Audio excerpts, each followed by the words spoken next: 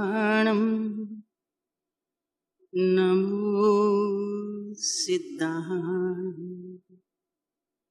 नमो आयर्याणं नमो उपजायाणं नमो लोये सव्वसाहुणम् ईसु पंच नमुक्कहारो सव्वपावपणासनो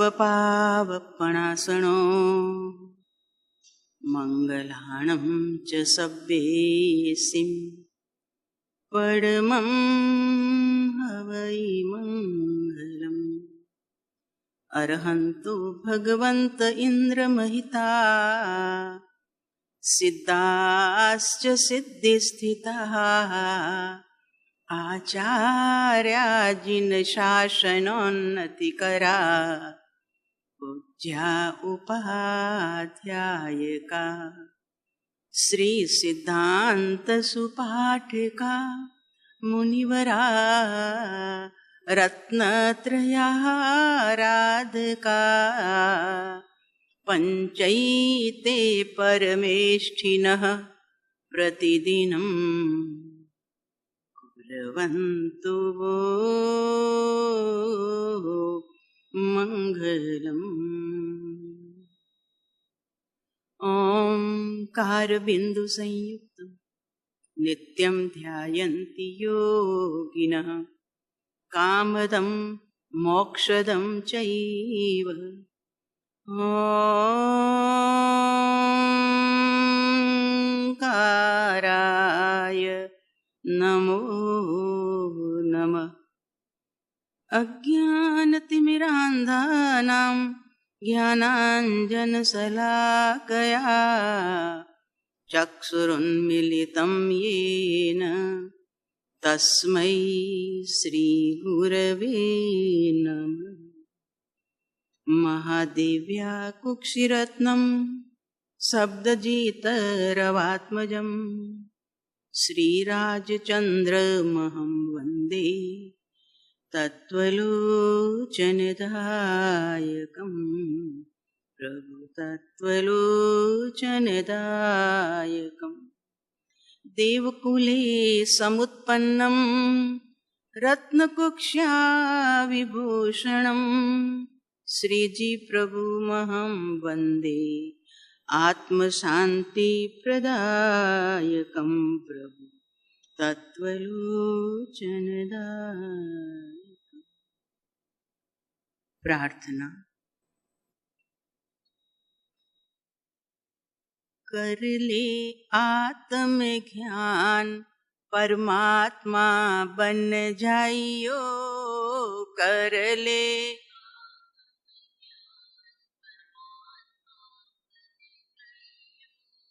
करके भेद विज्ञान ज्ञानी बन जाइयो, करके नानी बन जग झूठा और रिश्ते झूठे, जग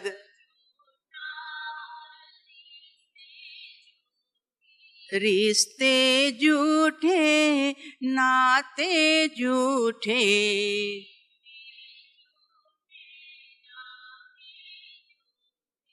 साचो है आत्म राम परमात्मा बन जाइयो, साचो है आत्म राम करके वेद विज्ञान परमात्मा बन जाइयो, करके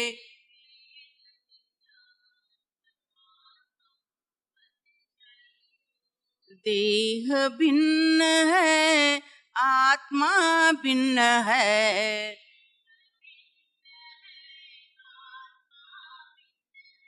राग भिन्न है ज्ञान भिन्न है,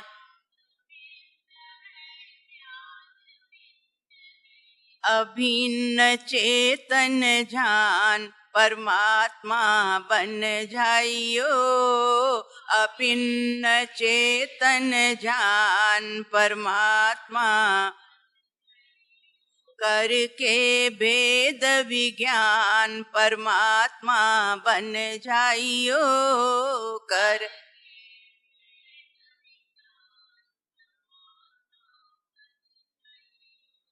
सद्गुरुदेव के पुण्य प्रताप से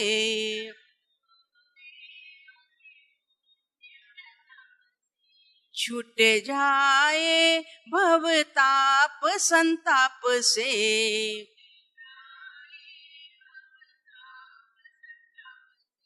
ध्रुव की धूम मचाए परमात्मा बन जाइयो।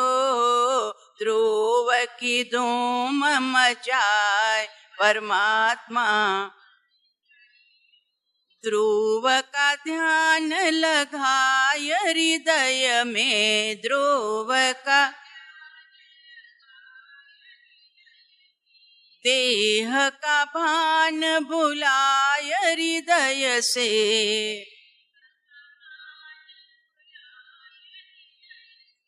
कर ले सम्यक ज्ञान परमात्मा बन जाइयो।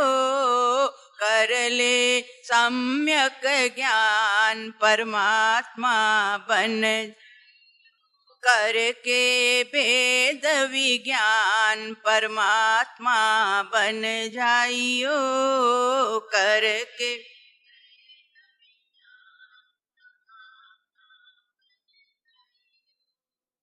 देह छता जेनी दशा वर्ते देहाती आ ज्ञानीना ચરણમાં હો વંદન। આજે ત્યાગ ધર્મનો દિવસ છે, ઉત્તમ ત્યાગ ધર્મ।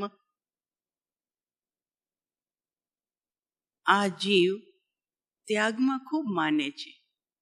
ત્યાગ કરવું એને સહેલું લાગે છે, આ જન્મમાં જ નહીં, પૂર્વના ભવોમાં પણ તમારા આપના અમારા બધાએ ત્યાગ કર્યો છે। આખો સંસાર છોડી દીધો હતો, સંયમ ગ્રહણ કર્યું હતું। દ્રવ્યલિંગી સંત બન્યા એટલે તો દોલતરામજીએ 6 ડાળામાં લખ્યું કે આ જીવ 9મા ગ્રૈવેક સુધી કેટલી વાર ગયો તો કે મુનિવ્રત ધાર અનંત બેર ગ્રૈવેક ઉપજાયો। અનંત બાર, અનંતી વખત મુનિવ્રત ધારણ કર્યું, તો એનો મતલબ સંસાર છોડ્યો, પદાર્થ છોડ્યા, પદ છોડ્યું, પાત્ર છોડ્યા, સ્વજનો છોડ્યા, બધાનો ત્યાગ કરી અને પોતે સંત બની ગયો, ત્યાગી બની ગયો।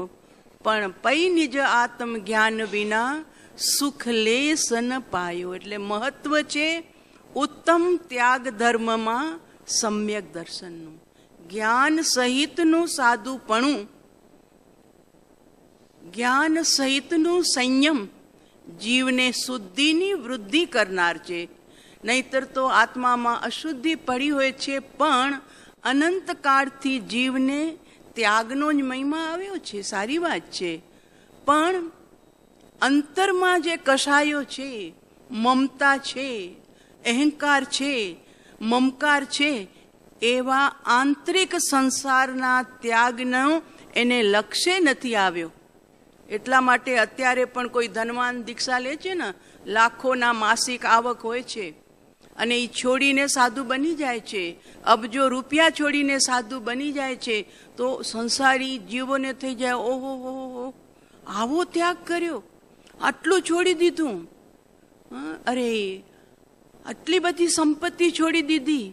એટલે જીવને પર પદાર્થનો એવો મોહ છે કે કોઈ પર પદાર્થ છોડે છે તો એને અંદરમાં અહોહો થઈ જાય છે। એક મુનિ રાજસ્થાનના હતા, લાખોની સંપત્તિ છોડીને સાધુ બન્યા હતા। તો જે પણ મળવા આવે ને એને એમ કે અરે क्या है धन में, मैंने लाखों की संपत्ति को लात मार के संसार छोड़ दिया। छोड़ो तुम भी थोड़ी संपत्ति, छोड़ो थोड़ा त्याग करो। मैंने लाखों की संपत्ति को लात मार के संयम लिया है। ચાલે આ મંત્ર બની ગયું। જે પણ મળવા આવે, જે પણ આવે एनी पासे एक ज आ मंत्र जप्या करे, मैंने लाखों की संपत्ति को लात मार के संसार छोड़ दिया है। 6 महीना चाल्યું भाई। गुरु सांभळीने થાકી ગયા કે આને અહંકાર છૂટતો જ નથી। સાધુ બન્યા પછી પણ મેં આટલું છોડ્યું। એટલે એક દિવસ કે છે, वत्स लात तो लगाई लेकिन ठीक से ढंग से लात लगी नहीं है। अभी संपत्ति तेरे पीछे पड़ी है, देखना। आज 6 महीना हो गया तुझे साधु बने, लेकिन स्मृति में, याद में तो संपत्ति आ रही है, याद में आत्मा नहीं आ रहा है। जो आवे उसके पास मैंने लात मार के त्याग किया, मैंने लात मार के। अब जोर से एक लात लगा दो कि तुम्हारा पीछा छोड़ दे। भूत की तरह तुम्हारे पीछे पड़ी है ना संपत्ति, जो है नहीं, फिर भी उनकी स्मृति, उनकी याद। એટલે જીવને ત્યાગનો પાછો રાગ હોય છે। ત્યાગ કરે ને એનો પાછો રાગ હોય, મેં આ છોડ્યું છે, મેં આ છોડ્યું છે, અમે આ છોડ્યું છે। અમને ઘણી વાર વિહારમાં મળે ને, બધા અલગ અલગ ગ્રુપ ભેગા થઈ જઈએ તો કે તમે ધાબળો વાપરો છો? મેં હા, ઠંડીમાં અમારાથી તો સહન નથી થતી, પછી બીમાર પડીએ ને શરદી થાય ને ડૉક્ટર સુધી જવું પડે, એના કરતાં અમારું શરીર એ ટાઈપનું છે, ધાબળો ઓઢી લઈએ છીએ। તમે પછી પૂછવાનું મન થાય ને, તમે શું કરો છો? તો કે ના, અમે ધાબળો ઓઢતા જ નથી, અમારો તો ત્યાગ છે, અમે દીક્ષા લીધી ત્યારથી ધાબળો નથી ઓઢતા। તો ઠંડી તમે સહન કરી જાઓ છો? તો કે ના ના, ઠંડી તો સહન ન થાય, એટલે 4 કામડી ભેગી કરી એને વચ્ચેથી સીવી નાખીએ અને પછી એ કામડી ઓઢી લઈએ છીએ। હવે શું થયું ભાઈ, શું થયું? નિંદા નથી કરતા, પણ આવો ત્યાગનો રાગ કે અમે ત્યાગ કરીએ છીએ। અમે હરિયાણામાં ગયા હતા, બિકાનેર ચતુર્માસ હતું 1994માં, અને એ ચોમાસું કરીને અમને હરિયાણા કોઈ પ્રતિષ્ઠા હતી એટલે વિનંતી કરી। તો લુણકરણસર ગામ આવે છે બિકાનેર પછી, તો ત્યાં આખું ગામ તેરાપંથી। અમે એક જ ઘર દેરાવાસીનું, खतर गचनी परंपरा थी। विनंती करी, बाप जी आपको आना है, मैंने पूजा रखी है, बीकानेर से 2 बसें आएगी आपकी निसरा में, मुझे प्रवचन भी करवाना है। मैं ठीक है, हम आएंगे, हमारा रास्ता ही वही है। पण अमारू त्या पगरण मंडाया एटले ए लोकोने अंदरमां चूक उपड़ी कि अरे देरावासी महासती जी यहाँ आए हैं, 1-2 को कहीं देरावासी बना देंगे तो। एटले बरोबर निगरानी राखी अमारी, कोण अमारी पासे आवे छे, कोण जाय छे। પણ પછી ઔચિત્ય જાળવવા આવ્યા મારી પાસે માસતીજી, સાથે એક શ્રાવિકાને લઈને આવ્યા। મને કહે છે कि आप लोग देरावासी हो ना? मैं तो बिल्कुल। मंदिर में जाते हो? मैं तो बिल्कुल।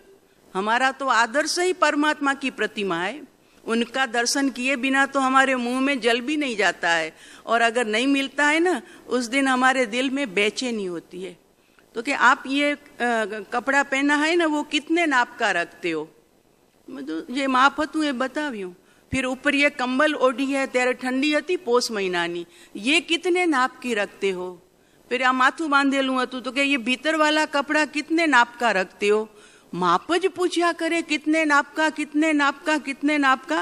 જવાબ આપ્યો, પણ આ તો થયું પૂછડું બહુ લાંબુ, એટલે કીધું માં સતીજી, हम कपड़े के नाप के इतना ध्यान नहीं देते हैं, लेकिन राग द्वेष का नाप जरूर रखते हैं कि सुबह से उठकर शाम तक कितना राग द्वेष हुआ या नहीं हुआ, उनका हम नाप रखते हैं।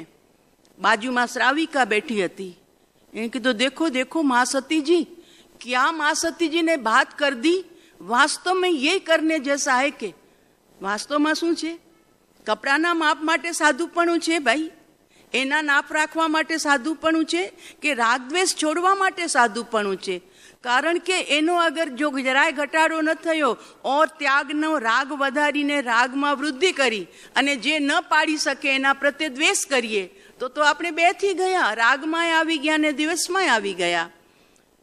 ચોટ લાગી એવી ને ઊભા થઈ ગયા, ઊભા થઈને રવાનગી કરી લીધી, કાંઈ વાંધો નહીં,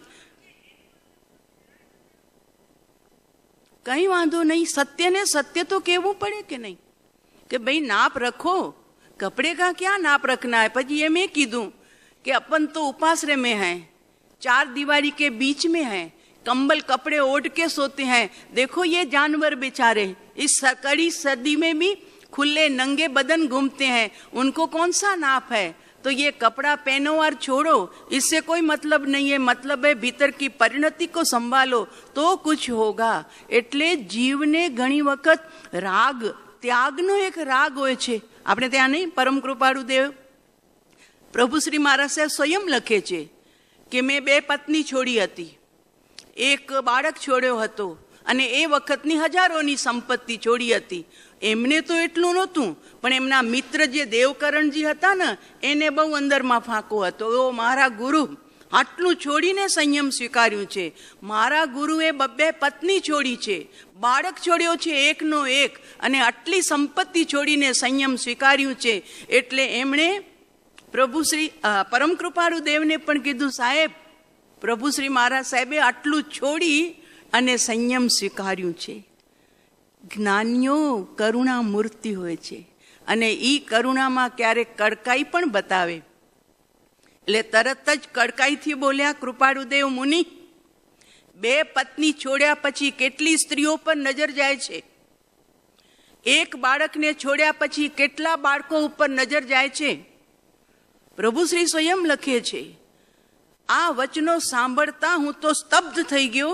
એમ લાગ્યું કે ધરતી જગા આપે તો હું ધરતીમાં સમાઈ જાઉં. છોડ્યું છોડ્યું છોડ્યું, એના જ ગાણા ગાવાના. નમ્રતાથી અતિ નમ્ર ભાવે વિનયપૂર્વક કીધું, સાહેબ કાંઈ નથી છોડ્યું, બધું ભેગું જ ગુમાવીએ છીએ, કાંઈ જ નથી છોડ્યું. ત્યારે પરમ કૃપાળુ દેવે કીધું, મુનિ હવે તમે સાચા ત્યાગી છો. રાગનો ત્યાગ, વસ્તુનો ત્યાગ તો કરી નાખે જીવ, પણ વસ્તુ છોડવાનો જે રાગ, એ રાગ પાછો ભેગો ને ભેગો ચાલે. પણ એ થપ્પડ કોણ મારે ભાઈ? એ અજ્ઞાની ગુરુ ન મારી શકે. અજ્ઞાનીને તો ડર, ખોટું લાગી જશે તો, અહીંથી ભાગી જશે તો. પણ સાચા સંતોને તો કરુણા છે, અને એ કરુણાના કારણે એક શબ્દોથી સોટી મારી પ્રભુ શ્રીજી હાથ જોડીને તરત કહી દીધું, સાહેબ કાંઈ નથી છોડ્યું. અને પરમ કૃપાળુ દેવ તરત બોલ્યા, મુનિ હવે તમે સાચા ત્યાગી છો. તો ત્યાગ વસ્તુનો છોડવાનું છે, એવું નથી. આપણા સાહેબજી પણ કહે છે, પરમ કૃપાળુ દેવ પણ લખ્યું છે કે વસ્તુ જેટલી ઓછી વાપરીએ એટલી ચિંતા ઓછી. 50 જોડી કપડાં હોય ને 5 જોડી કપડાં હોય, ચિંતા ઓછી ને સાચવવાની ને કઈ પહેરવી છે. ખાલી અમારા એક શ્રાવક આવ્યા હતા, તો કે સાહેબ શ્રાવિકા, અમે પૂછ્યો સહેજે કરી, શ્રાવિકાને ન લાવ્યા? તો કે શું લાવે કે? એને કહું કે જવું છે મારા સાહેબ પાસે, તો એ કલાક તો કે સાડી ચોઈસ કરવામાં જ કાઢી નાખે કે હવે 1 કલાક મારી પાસે ટાઈમ હોય કે? એના કરતાં બેસ તું ઘરે, હું જઈ આવું છું. એટલે લેડીસોને તો ખાલી ચોઈસ કરવાની અંદરમાં કલાક લાગે, અને પછી પહેરવામાં પાછો અડધો કલાક ઓર લાગે. એટલે વસ્તુ જેટલી ઓછી હોય એટલી જીવનની અંદરમાં શાંતિ હોય, કારણ કે જલ્દી જે આવ્યું એ પહેરી લીધું. ભાઈઓને કેટલી શાંતિ હોય, 2 જોડી કપડાં હોય અને તે એક જ રંગના હોય, પાછા 2 રંગ જ ન હોય. અહીં તો તમારા રંગ નથી, બધાનો એક જ શ્વેત કલર છે. પણ ત્યાં સંસારમાં, મુંબઈમાં કલરને શોધવામાં, ચોઈસ કરવામાં ટાઈમ નીકળી જાય છે. એટલે જો અત્યારે અહીં પણ ત્યાગ, ભોજનમાં બી ત્યાગ કરે છે બધા, અને કરવાની ભગવાનની ના નથી. ત્યાગ વૈરાગ્ય ને ચિત્તમાં થાય ને તેને જ્ઞાન. આપણા માટે તો આ મહામંત્રો છે આત્મસિદ્ધિજીના. ત્યાગ વૈરાગ્ય ને ચિત્તમાં થાય ને તેને જ્ઞાન. તો વસ્તુનો પણ ત્યાગ, વસ્તુ પ્રત્યેનો પણ વૈરાગ્ય, અને એની સાથે પાછું નીચે વોર્નિંગ પણ આપી દીધી સાહેબે, તો કે અટકે ત્યાગ વૈરાગ્યમાં. બસ એની જ ગણતરી, એના જ પેમ્પલેટ, એના જ બધા લિસ્ટ. તો ગયો પાછું એ ત્યાગના લિસ્ટમાં જ અટવાઈ ગયો. પણ જેના માટે ત્યાગ કર્યો હતો એવી ત્યાગ ધર્મની આરાધના ન કરી શક્યો. અને ભીતરમાં બેઠેલો ત્યાગી ભગવાન, જેણે કાંઈ જરૂરત જ નથી ભોજનની આવશ્યકતા, નથી પાણીની આવશ્યકતા, નથી કપડાની આવશ્યકતા, જેને કોઈ ચીજની જરૂરત નથી, એવા પ્રભુને આ ત્યાગના ગણતરીઓની અંદરમાં ચૂકી ગયો. આજે આપણે પૂજા કરીને, કેટલી મસ્ત પૂજા, અને એમાં છેલ્લે અર્ઘ્યાવલી, કેટલું સુંદર. કારણ કે આ વાત સાચા જ્ઞાનીઓ સિવાય કોઈ બતાવી જ ન શકે. કે માત્ર પિતાનો ત્યાગ નથી કરવાનો, માત્ર માતાનો ત્યાગ નથી કરવાનો, માત્ર પત્ની પુત્ર ધન રાજ્ય ખેતનો ત્યાગ નથી કરવાનો, પણ એ વસ્તુ પ્રત્યેના મમત્વનો ત્યાગ. પિતૃ મમત્વ ત્યાગ ધર્મા એ નમો નમ. માતૃ મમતાનો ત્યાગ, પુત્ર મમતાનો ત્યાગ, પત્ની મમતાનો ત્યાગ, આવો ત્યાગ જ્ઞાનીઓ શીખવાડે છે ભાઈ. કારણ કે સ્વયં મિથ્યાત્વની ગાંઠનો ત્યાગ કર્યો છે. ભીતરના ભગવાનને જેમણે પ્રાપ્ત કર્યો છે, નિરંજન નિરાકાર ચૈતન્ય મૂર્તિ ભગવાન આત્માનો જેમણે સ્વાદ ચાખ્યો છે, એમને આ સંસારથી બિલકુલ છૂટાછેડા થઈ ગયા. એ જગતના જીવો પ્રત્યે કરુણા કરીને કહે છે કે ભાઈ, વસ્તુ તો તું નહીં છોડે તો યમરાજા છોડાવશે એક દિવસ. જવાનો સમય આવશે, મમતા ખૂબ હશે બંગલા ઉપર, ઘર ઉપર, પણ સમય પૂરો થયો, ડૉક્ટરની ચેનલ ભલે ઊભી હશે, સગાવાલાની લાઈન ઊભેલી હશે, બધા ઈચ્છતા હશે કે જીવી જાય, હજુ થોડો સમય રહી જાય, પણ આયુષ્યને કોઈ સાંધો મળતો નથી. એટલે જીવને સ્વયં ન છોડે તો યમરાજા છોડાવે છે. એમાં કઈ મોટી વાત છે? અને આવું તો આપણે અનંત ભાવમાં અનંત વાર છોડીને આવ્યા છીએ યમરાજાના કારણે. તો એ છોડાવે છે. વસ્તુ યમરાજા બી છોડાવે, યા સંયમ લઈને જીવ સ્વયં પણ છોડે.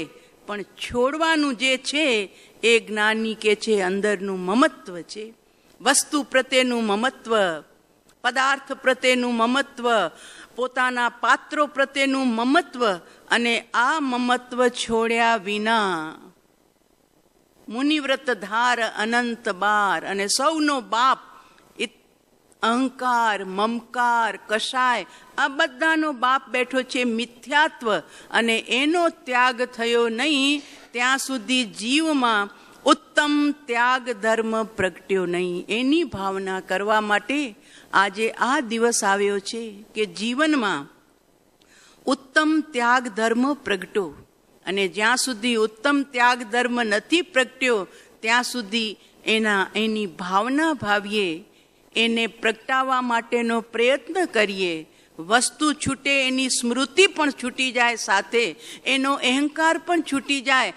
આવા પ્રકારનું ત્યાગ કરી અને જીવનમાં આપણે સાફલ્યતાને વરીએ એવી પરમ ભાવના સાથે ઉત્તમ ત્યાગ ધર્મને ધારણ કરનારા અનંત ભાવલિંગી સંતોના ચરણોમાં અહીંથી આપણા અનંત અનંત અનંત ભક્તિ ભાવે અત્યંત અત્યંત અત્યંત ભાવભર્યા વંદન કે પ્રભુ અમને પણ એક દિવસ એવો ઉત્તમ ત્યાગ હો.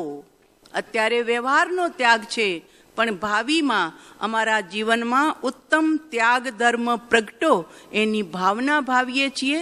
અને એ પ્રગટ કરવા માટે પુરુષાર્થ કરીએ એવી મંગલ ભાવના સાથે આપણો ચાલતો વિષય સંસાર ભાવના. સંસાર ભાવનામાં વિનય વિજયજી મહારાજ સાહેબ લખે છે, જાતુ શૈશવ વશાત પરવસો, જાતુ તારુણ્ય મદ મત રે, જાતુ દુર્જય જરા જર્જરો, જાતુ પિતૃપતિ કરાય રે, કલય સંસારમતી દારુણમ. હે જીવ વિચાર, સંસારના સ્વરૂપને શાંત ચિત્તે ખૂણામાં બેસીને સંવર લઈને 24 મિનિટની એક ઘડી હોય છે, 48 મિનિટની 2 ઘડી હોય છે. આપણા સાહેબજી ઘણી વાર આપણને પ્રયોગમાં કીધું છે 24 મિનિટ બેસી જાઓ, માત્ર 24 મિનિટ. અને તુલસીદાસજીએ તો લખ્યું, એક ઘડી આધી ઘડી आदि से भी याद, तुलसी संगत संत की कटे कोटि अपराध. एक घड़ी એટલે 24 મિનિટ, આદિ એટલે 12 મિનિટ, અને આદિ સે બી યાદ એટલે 6 મિનિટ.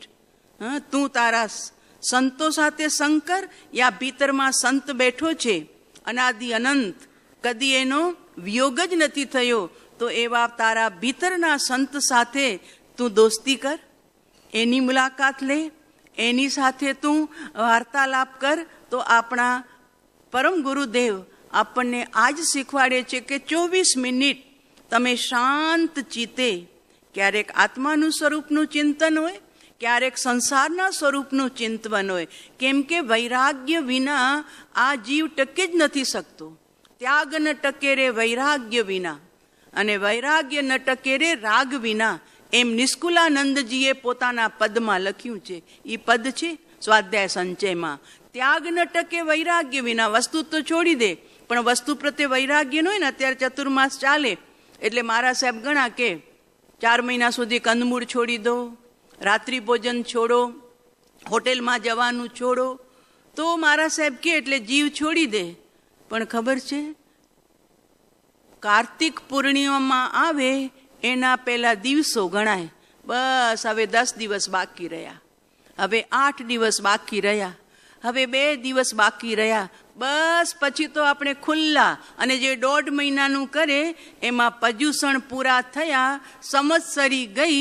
એટલે અમે અમદાવાદ ચોમાસું હતા 2014ની સાલમાં. મને કે મારા સાહેબ તમે અમારા વખાણ કરો છો કે અમદાવાદમાં બધા ધર્મી બહુ, ચોવિયાર, નવકારસી, ત્યાગ વગેરે વગેરે. તો કે હવે ચાલો માણેક ચોકમાં, હવે ચાલો માણેક ચોકમાં પર્યુષણ પૂરા થઈ ગયા છે.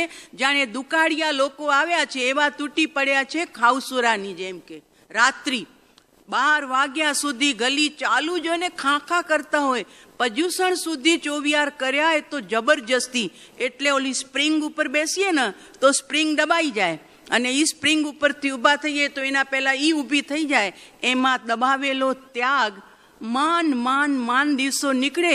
અને છેલ્લા દિવસોમાં તો અંદરમાં એવી ખુશી થઈ જાય, હાસ હવે 3 દિવસ, હવે 2 દિવસ, હવે 1 દિવસ, કાલે છૂટા. આ ત્યાગ જ્ઞાની ના પાડે છે. ત્યાગ ન ટકે રે વૈરાગ્ય વિના. એ વસ્તુ પ્રત્યે વૈરાગ્ય હશે ને પછી એની સામે જોવાનું મન નહીં થશે. અરે કંદમૂળમાં અનંતા જીવો, અને હું મારા પેટને કબર બનાવું અનંત જીવોની. આવું મારાથી કેમ થાય? હું જૈન કુલમાં આવ્યો છું, શ્રાવકના કુલમાં આવ્યો છું, જીનેશ્વર દેવનો હું ભક્ત છું, એમની હું પૂજા અર્ચના કરનારો છું. અને પ્રભુએ જીવ માત્રમાં દયા કરવાની વાત કરી છે. તો મને જીવન યાપન માટે ઘણી બધી વસ્તુ છે. આવી અનંત જેમાં જીવો છે એવી વસ્તુ હું ન ખાઈ શકું. અંદરથી વૈરાગ્ય જાગે અને વસ્તુ છોડે ને પછી એના તરફ નજર કરવાનું પણ મન ન થાય. માટે નિષ્કુલાનંદજી લખે છે, ત્યાગ ન ટકે રે વૈરાગ્ય વિના, અને વૈરાગ્ય ન ટકે રાગ વિના. કોનો રાગ? તો કે રાગ તો છોડવાની વાત કરો છો. તો કે સદગુરુનો રાગ. સદગુરુ પ્રત્યે રાગ હશે ને તો તને અંદરમાં વૈરાગ્ય જાગશે. એનો બોધ સાંભળીશ. અને બોધ કેવી રીતે સાંભળીશ? સાંભળવા પૂરતું નહીં. સમય હતો ને જઈ આવ્યા, સમય પાસ કરી આવ્યા, ટાઈમ પાસ થઈ જાય.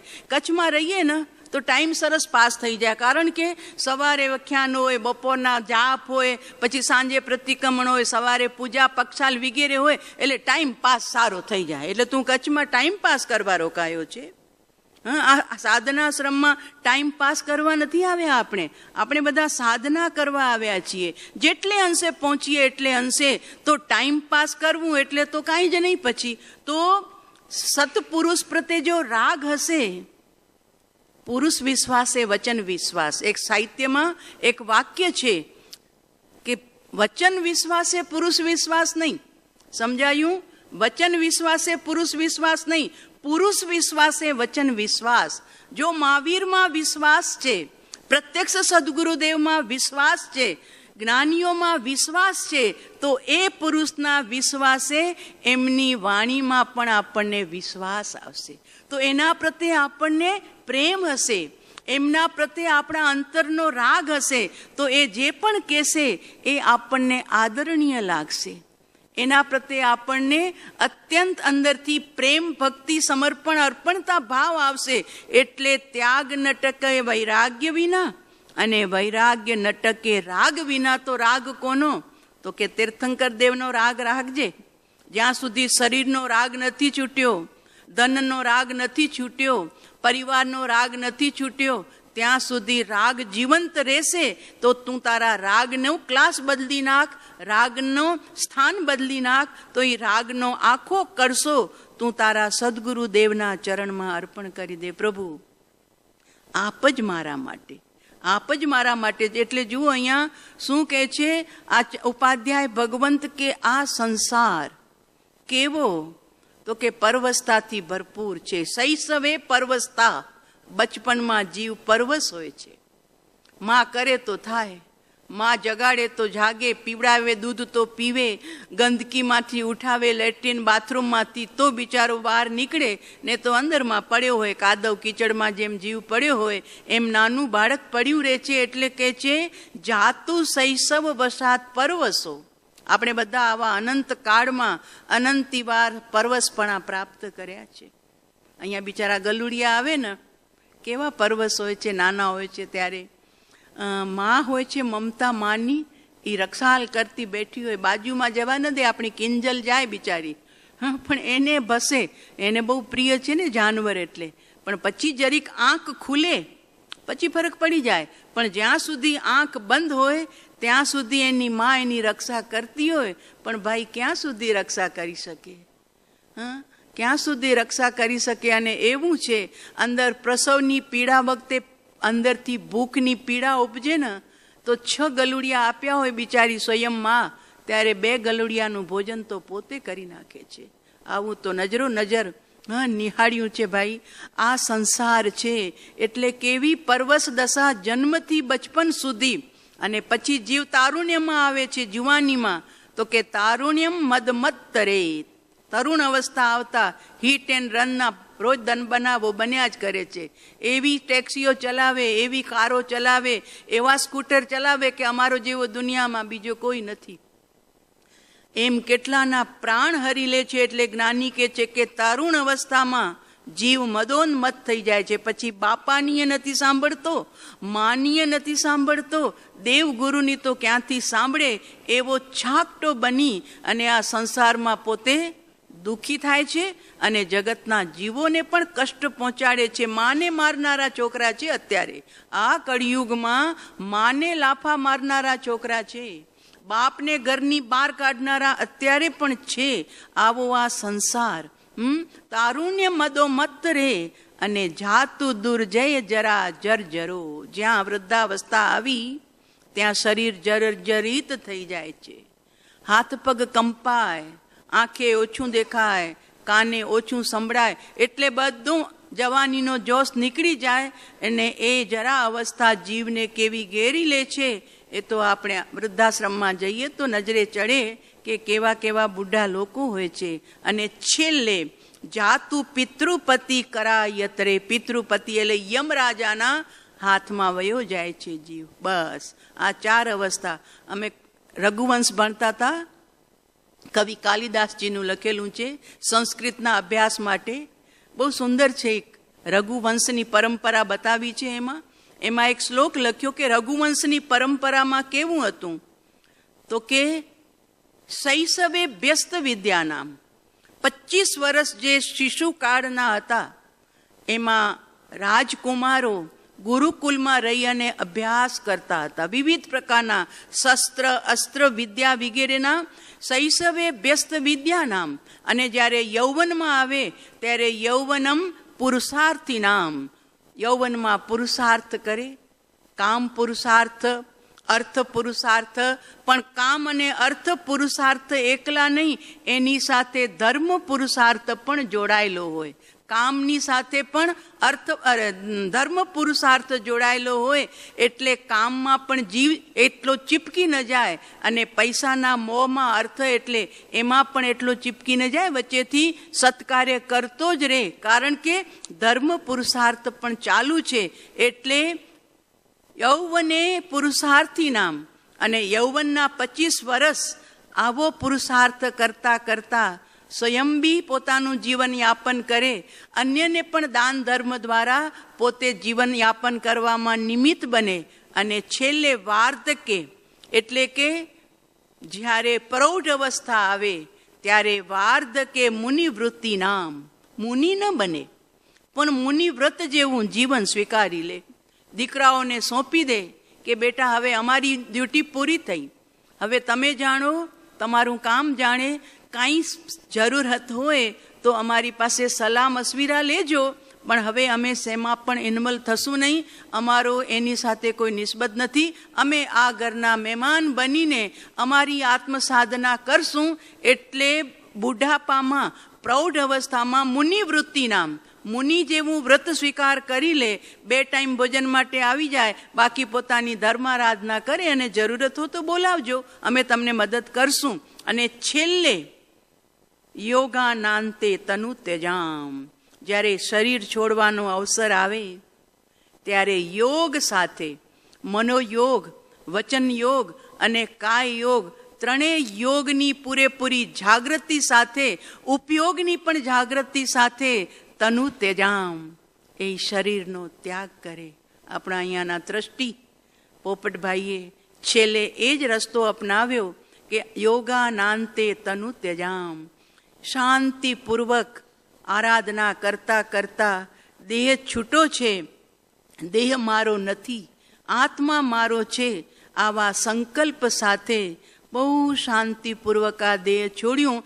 એટલે કવિ કાલિદાસજીએ રઘુવંશમાં આ શ્લોક લખ્યો કે શૈશવે વ્યસ્ત વિદ્યા નામ, યૌવને પુરુષાર્થી નામ, વાર્ધકે મુનિવૃત્તિ નામ, યોગાનાંતે તનુ તેજામ. આ ભારત વર્ષની રીત હતી રાજા મહારાજાઓના કુલમાં. પછી સામાન્ય જનતા તો રાજા જેમ ચાલે એમ ચાલે, પણ અત્યારે શું જોવા મળે છે તો કે શૈશવે ભ્રષ્ટ વિદ્યા નામ, વિદ્યા ખૂબ વધી પણ ભ્રષ્ટ વિદ્યાના પાઠ ભણાઈ રહ્યા છે. મા બાપને કહી જાય કોલેજમાં જઈએ છીએ અને રખડતા ક્યાંક હોય. એટલે કીધું શૈશવે ભ્રષ્ટ વિદ્યા, વિદ્યા ભણવા જાય છે પણ એ વિદ્યાની અર્થી, વિદ્યાર્થી નથી રહ્યા, વિદ્યાની અર્થી કાઢી નાખી. એટલે ઉચ્છૃંખલતા વિશેષ પ્રકારે આજના બાળકો શીખીને આવે છે. એટલે શૈશવે ભ્રષ્ટ વિદ્યા નામ અને યૌવને વિષયિણામ, વિષય સિવાય કાંઈ સૂઝતું નથી. 5 ઇન્દ્રિયના વિષયમાં રસ તડબોર જીવો રહે છે. અને વાર્ધકે બુઢાપો આવે ત્યારે, પ્રૌઢ અવસ્થા આવે ત્યારે ઓલા ત્યાં છે ને મુનિવૃત્તિ નામ, મુનિવૃત્ત જેવું જીવન જીવે.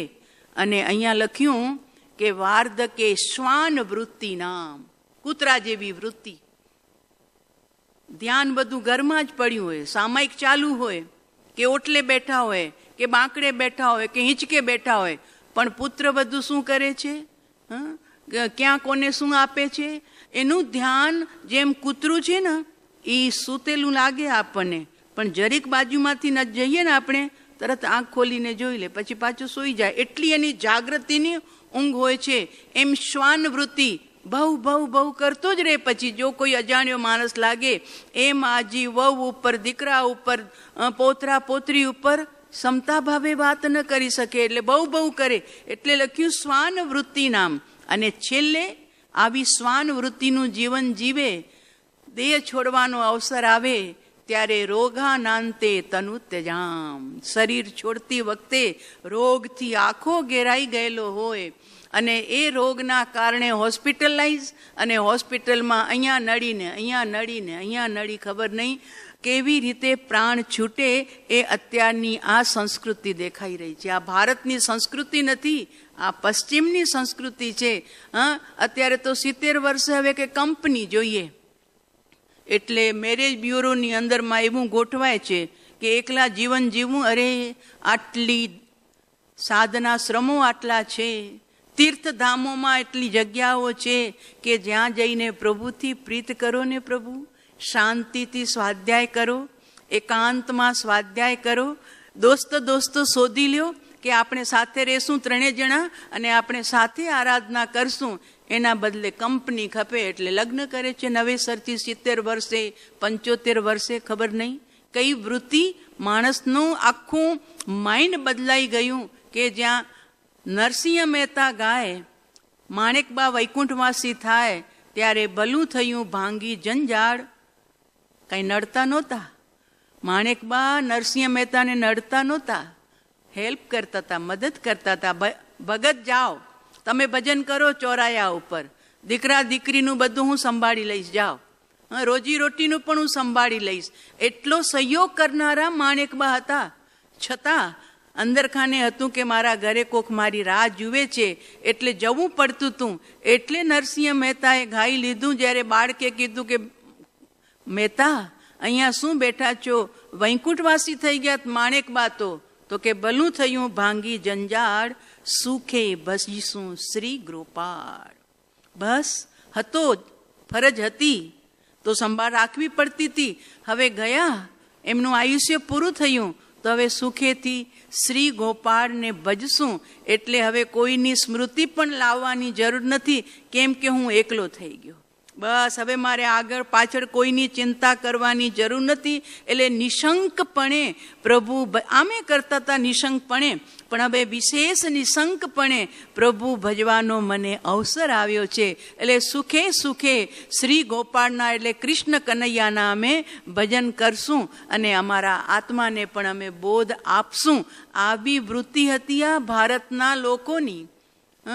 ગલીએ ગલીએ સત્સંગ થતા હતા, ગામડે ગામડે સત્સંગ થતા હતા, ચોરાએ ચોરાએ સત્સંગ થતા હતા. એના બદલે અત્યારે ઘરે ઘરે ટીવી ચાલે છે, ઘરે ઘરે VCR આવ્યા, ઘરે ઘરે LCD આવી અને હાથમાં એ બધાના હાથમાં આખી દુનિયા આવી ગઈ. એટલે આખી મનોવૃત્તિ બદલાઈ ગઈ. એટલે અહીંયા કે છે જુઓ, જાતુ પિતૃપતિ કરાયત રોગા નાંતે તનુ ત્યજામ. આખી જિંદગી ધર્મ ન કર્યો હોય, સંતોનો સંગ ન કર્યો હોય, સત્પુરુષોના વચનો ન સાંભળ્યા હોય, એને ક્યાંથી ભગવાન ગમે? એટલે રોગમાં ઘેરાયેલો હોસ્પિટલની અંદરમાં બસ હંમેશ માટે રજા લઈ જાય. આવું લખે છે આ ઉપાધ્યાય ભગવન. હવે સંસારનું સ્વરૂપની બીજી વાત કરતા લખે છે, વ્રજતી તનયોપી નનું જનુકતામ તનયતામ વ્રજતી પુનરેસરે. શું લખે છે કે દીકરો બાપ થઈ જાય છે, ભાવ બદલાય છે ને ત્યારે દીકરો બાપ થાય, પિતા પુત્ર થઈ જાય અને પુત્ર પિતાની રૂપમાં આવી જાય, સ્ત્રી માતા બની જાય. પરમ કૃપાળુદેવ એક જગ્યાએ લખ્યું છે કે જે અમારી માતા હતી એને અમે સ્ત્રીપણે અનંતવાર ભોગવી છે. આવો સંસાર અમને કેમ ગમે? કેમ ગમે? તો પ્રશ્નાર્થ કર્યો છે, ક્યાંથી ગમે સાહેબ? આપને તો 128 નંબરના પત્રમાં બધું અંતર્જ્ઞાનથી આખું દેખાઈ રહ્યું છે. આખું એ 128 નંબરનો પત્ર વૈરાગ્ય વધારનાર પત્ર છે. કારણ કે સ્વયં પ્રભુ લખે છે, અંતર્જ્ઞાનથી જોતા એવો કોઈ સમય દેખાતો નથી કે જેમાં આ જીવે પરિભ્રમણ ન કર્યું હોય, સંકલ્પ વિકલ્પ ન કર્યા હોય અને એના કારણે સમાધિ ન ભૂલ્યો હોય. તો પ્રભુ લખે છે, જો એ લખે છે કે અમે પરિભ્રમણ કર્યા, પરિભ્રમણ કરવાના કારણ સંકલ્પ વિકલ્પ અને એના કારણે સમાધિ પણ અમે ભૂલ્યા.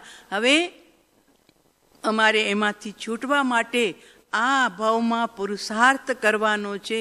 અને પછી બી રાગની વૃત્તિ લખી, પરિગ્રહની વૃત્તિ લખી, દ્વેષની વાત લખી. એ આખો પત્ર આપણને વારંવાર વિચારવા જેવો છે કે અહો જ્ઞાની પોતાના અંતર જ્ઞાનમાં કે અમે જેનું મુખ કોઈ કાળે નહીં જોઈશું એટલો દ્વેષ હતો.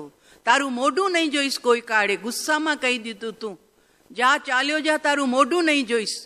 પણ તેના ઘેર પુત્રપણે એ બાપા થયો ને દીકરો પોતે પુત્ર તરીકે જન્મ્યો. સ્ત્રીપણે નાના જંતુપણે જન્મવું પડ્યું. એ ફરીને અમને વૈરાગ્ય આપે છે. કીધું હતું તારું મોઢું કદી નહીં જોઈશ, અને એને બાપા કેવું પડ્યું, એને પિતાજી કેવું પડ્યું, એને માતાજી કેવું પડ્યું, એને ઘેર પત્ની તરીકે જન્મ લઈને એને પતિદેવ કેવા પડ્યા. ઓહો, આ દ્વેષ ભાવનાના કારણે મને આવા આવા ભવ ઊભા રહી ગયા. અને પત્નીને કીધું હતું કે પ્રીતિ એવી હતી કે તારા વિના હું એક પલ પણ જીવી ન શકીશ, પણ હજુ જીવાઈ રહ્યું છે. પત્ની ગઈ, વર્ષો થઈ ગયા, પણ હજુ જીવાઈ રહ્યું છે. આ બધી વાતો પરમ કૃપાળુ દેવે જે લખી છે ને એ એમના માટે લખી છે, પણ આપણને પણ વૈરાગ્ય કરાવે એવી છે.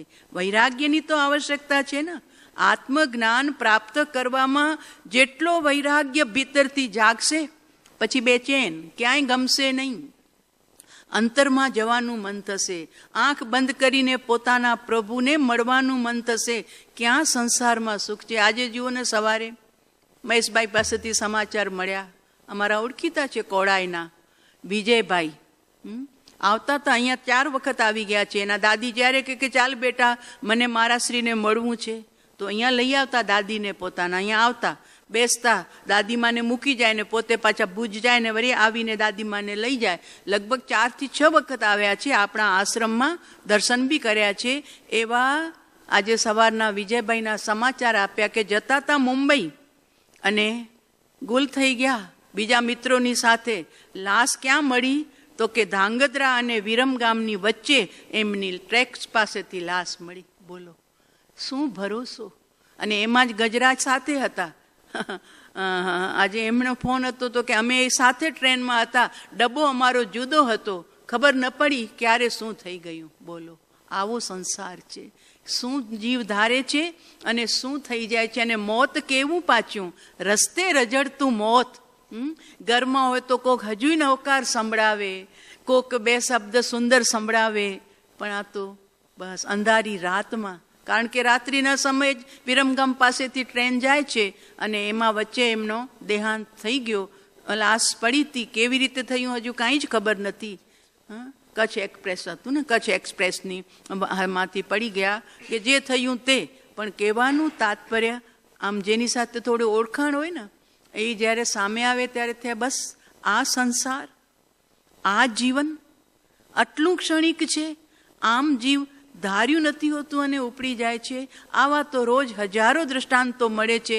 બિચારો ઓલો ઉપર કામ કરતો હોય, હજારો, અત્યારે તો મોટી મોટી બિલ્ડિંગો 12 માળ ને 16 માળ, એમાં જરીક ચાંતરે અને પગ ખસે એટલે સીધો નીચે પટકાય અને ત્યાં ને ત્યાં મરણની શરણ. બસ બિચારો જરીક વારમાં ઇલેક્ટ્રિસિટી વાળો કામ કરતો અને ઓચિટો શોર્ટ લાગે, કાંઈ એમને ભાવના નથી હોતી મરવાની, કોઈ આપઘાત કરવા નથી જતા, પણ બસ આવી રીતે મૃત્યુ યમરાજા હાથ છે. બસ જો પ્રતિપત્તિ કરાયત્રે, છેલ્લે જીવ યમરાજાના હાથમાં આવી રીતે અજ્ઞાનવશ ચાલ્યો જાય છે.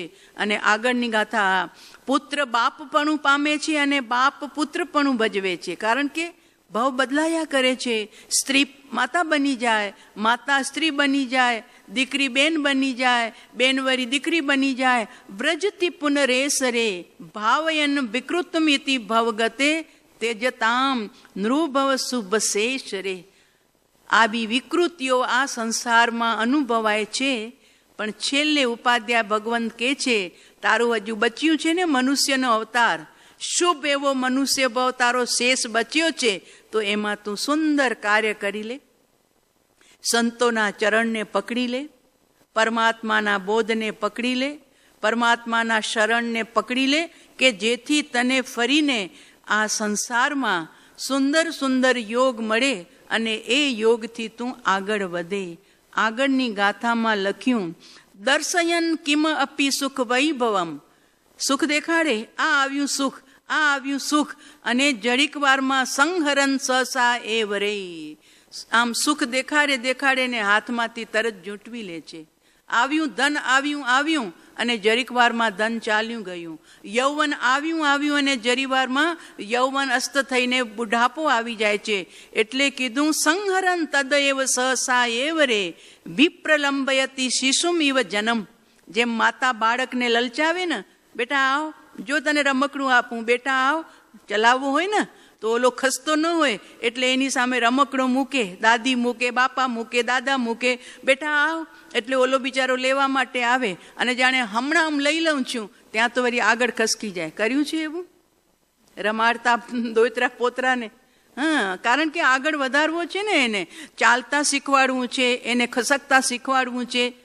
એના સિવાય આ માતા પિતાનો મહાન ઉપકાર છે બાપા. અને તો આપણે કમરથી ઊંચા જ ન થયા હોત, આપણને કમરથી જ રહી ગયા હોત. કારણ કે માતા પિતા આપણને ઊંચા કરી અને ચલાવે છે આંગળી પકડીને, ત્યારે આપણે ચાલતા થયા. માતા પિતાનો સૌથી મોટો ઉપકાર છે. નહીં તો આપણે જાનવરની જેમ 4 પગે ચાલતા હોત.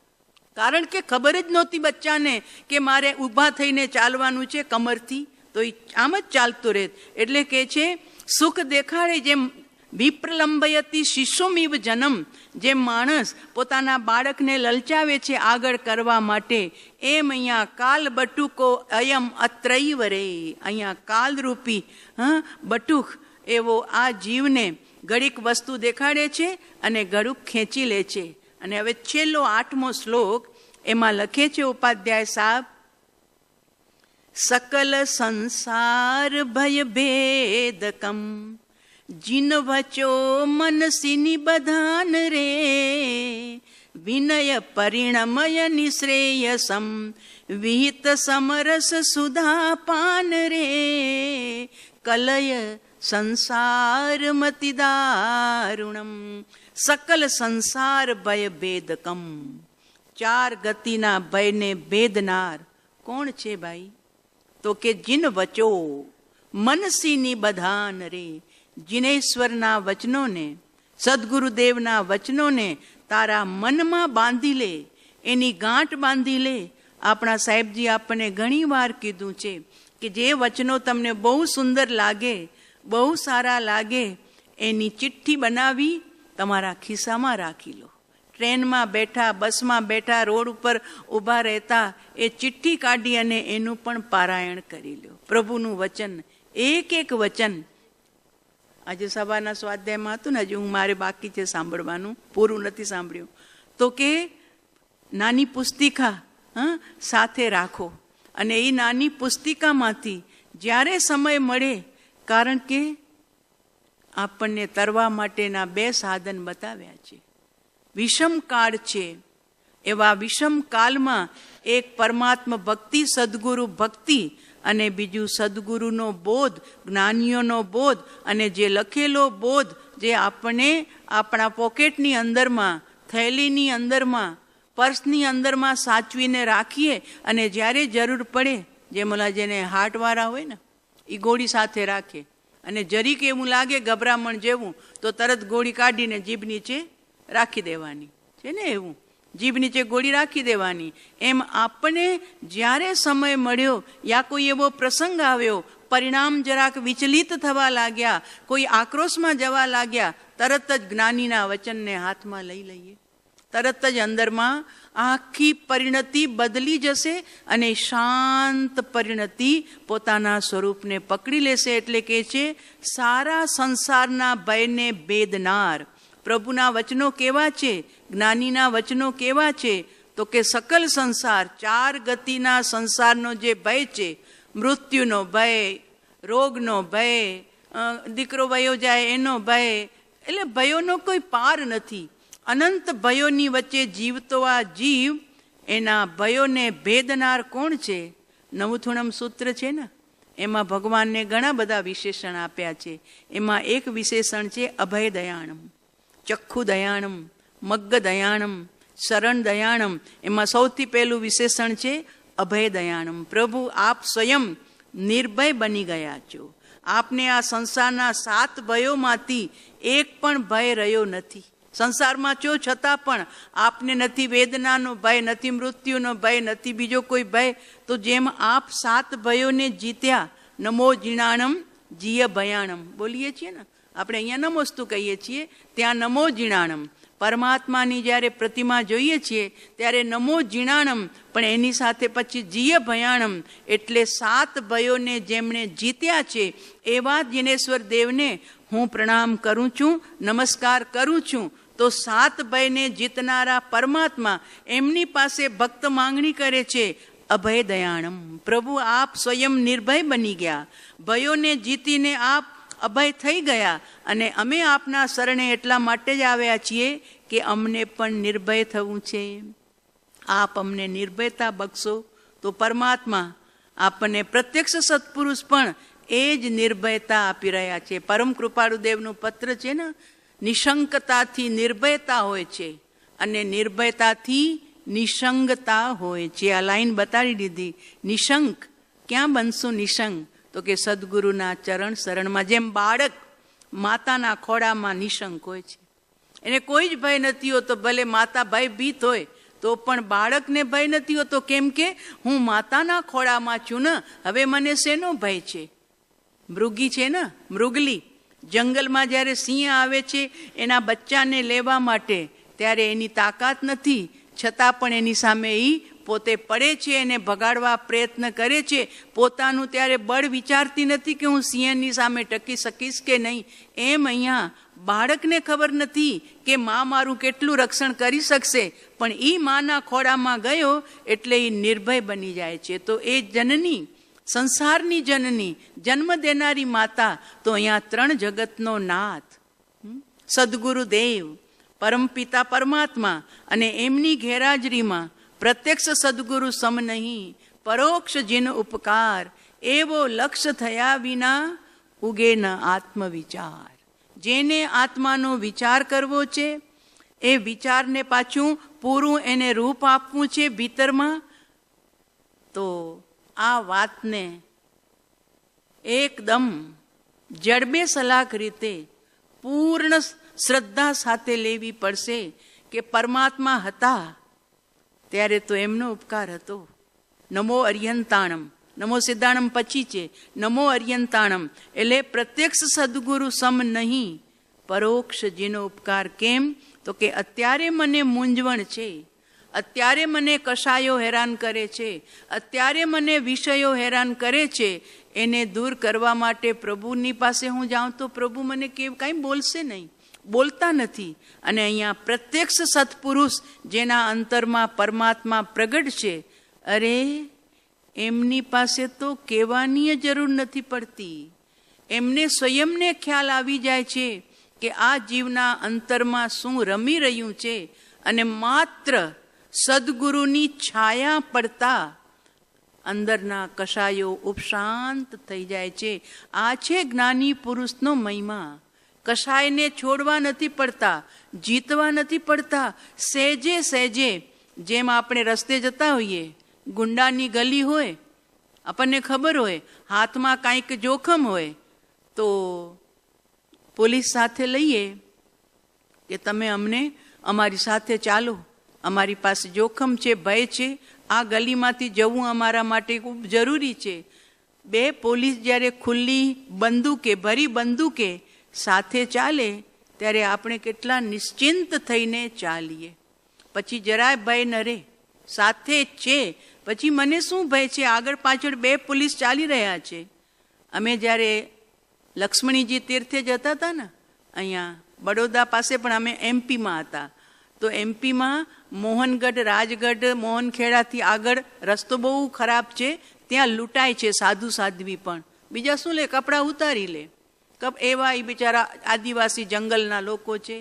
એટલે અમને જવું હતું લક્ષ્મણીજી, તો બાગ ગામ આવે છે. એ લોકોને કીધું हमको लक्ष्मणी जी तो जाना है, बहुत पुराना तीर्थ है, पद्म प्रभु स्वामी की संप्रति महाराजा की बनाई हुई प्रतिमा है, तो हम वापस तो नहीं जाएंगे, हमको जाना है. तो बोले महाराज श्री आपको जाना है तो अवश्य जाइए, लेकिन अकेले नहीं जाने देंगे आपको हम 2 आर्मी के जवान देंगे. वो आपकी संग चलेगा, एक आगे चलेगा, एक पीछे चलेगा, फिर आप निश्चिंत होकर के लक्ष्मण जी तीर्थ की यात्रा करना. હવે અટવી હતી લગભગ 20 કિલોમીટરની, એક સાથે 20 કિલોમીટરનો વિહાર. પણ સવારના 6:30 નીકળ્યા, શરદીનો મોસમ હતો ને, એટલે એમણે કીધું તો ડર છે, લૂંટે છે, માટે સાવધાન થઈને મારા સાહેબ ચાલજો. પણ હવે અમારે સાવધાન શાનું રહેવાનું, 2 સાવધાન સાથે છે, એક આગળ ને એક પાછળ. ચાલો ને મસ્તીથી, સૂર્યોદયની મજા માણો, પ્રાકૃતિક સૌંદર્યની મજા માણો, ખૂબ ખુશીથી, બિલકુલ નિશ્ચિંત થઈને અમે ચાલ્યા. 20 કિલોમીટરના પંથમાં ક્યાંય એક ભયની ધ્રુજારી પણ આવી નહીં, કંપારી પણ થઈ નહીં કે શું થશે. ભયાનક અટવીમાંથી પસાર થતા હતા. કેમ? આપણી સાથે રખવાડા છે, પછી શેની ચિંતા છે? તો જેમ સંસારમાં રખવાડા સાથે હોય પછી ભય નથી રહેતો, એમ અહીંયા સદગુરુ ભગવાન આ સંસારમાં રખેવાળ છે. શેના રખેવાળ?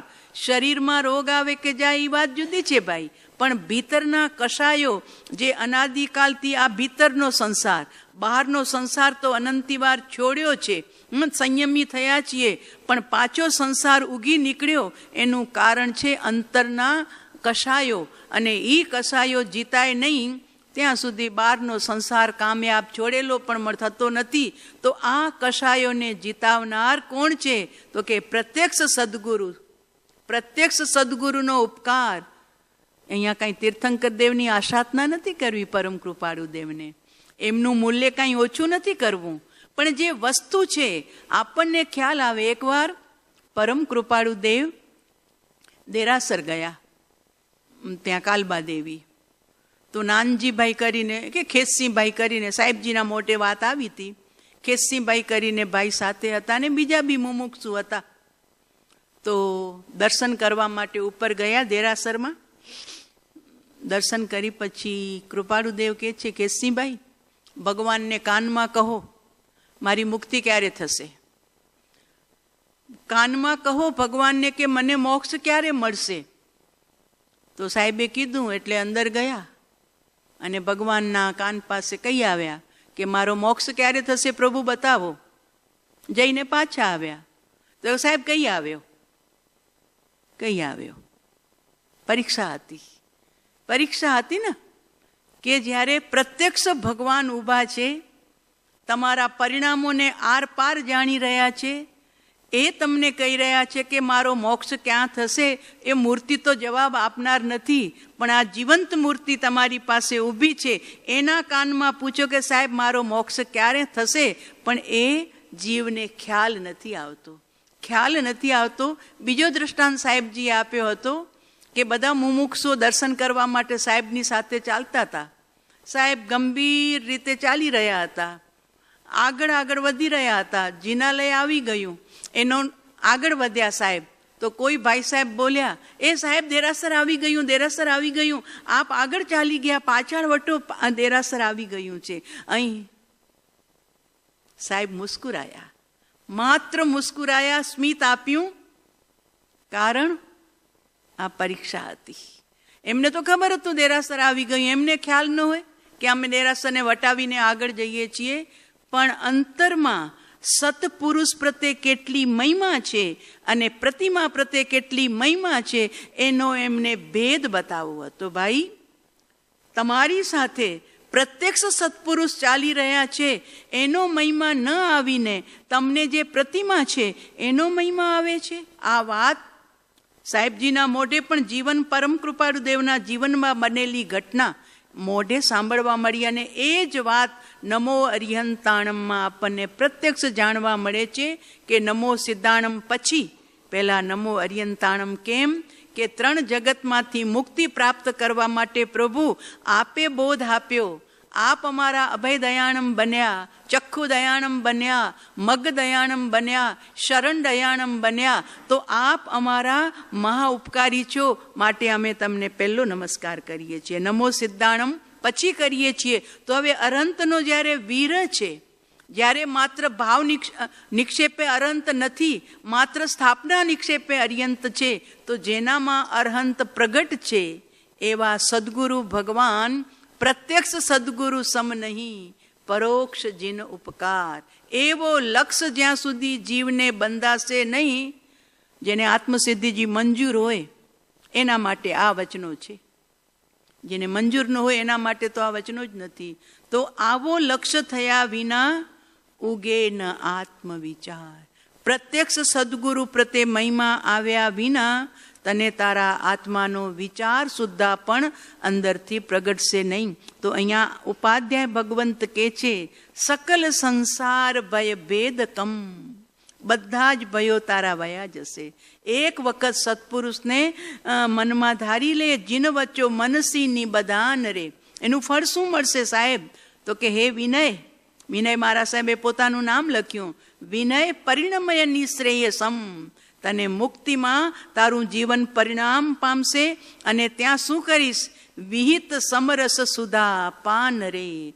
મુક્તિ રમણીને પ્રાપ્ત કરીને તું તારા ભીતરમાં શુદ્ધા રસનું, અમૃત રસનું સદાય પાન કરતો રહીશ. તો જીન વચનોને તારા મનમાં હંમેશ માટે બાંધજે, એ તારી મૂડી ગણજે અને મૂડીને સાથે રાખજે. આજે સંસાર ભાવના પૂર્ણ થાય છે. આગળ હવે એના પછીની ભાવના જેનું નામ છે એકત્વ ભાવના. તો આપણે વિનય વિજયજી મહારાજ સાહેબના શબ્દોમાં, એમના ભાવોમાં આપણે એનો સ્વાધ્યાય કરશું. આજે સંસાર ભાવના પૂર્ણ થઈ છે. એ જ પવિત્ર મંગલ ભાવના સાથે પરમાત્માની આજ્ઞા વિરુદ્ધ કંઈ પણ કહેવાયું હોય તો મિચ્છામિ દુક્કડમ સુખદામ.